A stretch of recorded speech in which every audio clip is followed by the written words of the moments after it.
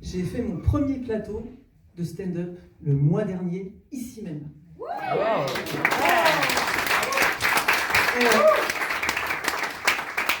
On m'a invité à monter sur scène.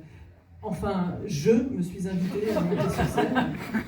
Enfin, c'était le moment de l'open mic, donc le MC est arrivé, a dit « Eh bien maintenant, s'il y en a qui ont envie d'essayer... » Et moi j'ai fait « Moi !»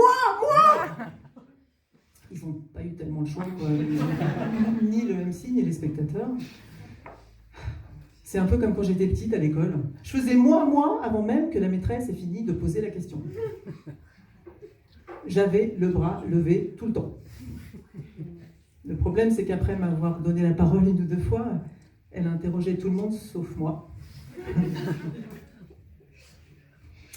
Bon, bah, elle faisait son travail, hein. Elle m'enseignait la démocratie. Et elle m'entraînait aussi à rester bien à ma place. 2 filles, 2 futures femmes. Donc tais-toi. Mais maintenant, non, aujourd'hui, je ne me tais pas. Je me lance dans cette nouvelle carrière qui promet de ne pas être très longue. Bah, je repars de zéro et je commence tard, hein, j'en ai conscience. Mais je peux peut-être espérer une remontada, non? Oui. Non, c'est pas gagné. C'est pas gagné, d'autant plus que dans ma vie professionnelle est quand même assez chaotique. Depuis longtemps. Hein.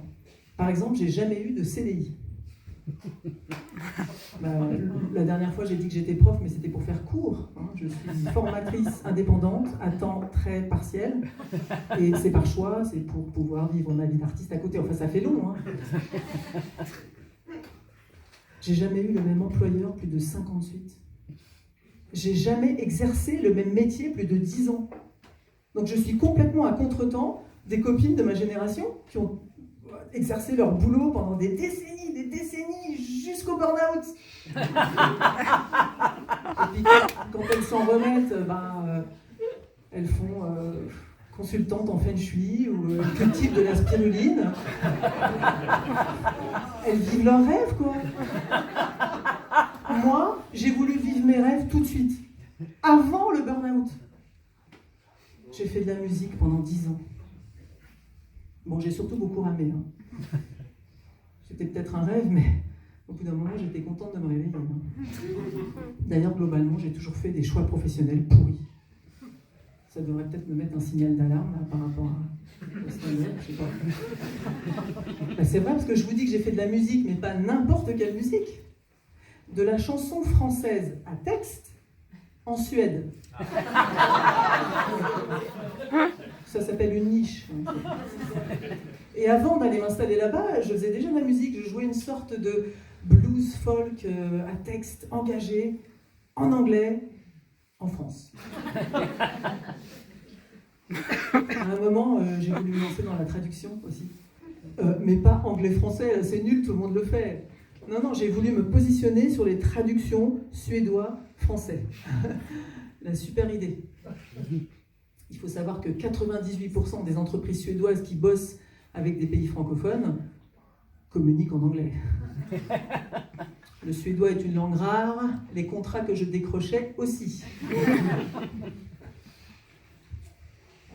Enfin, tout ça, ça ressemble à des parcours qu'on n'associe pas avec ma génération, qu'on associe plutôt à la génération suivante, la vôtre.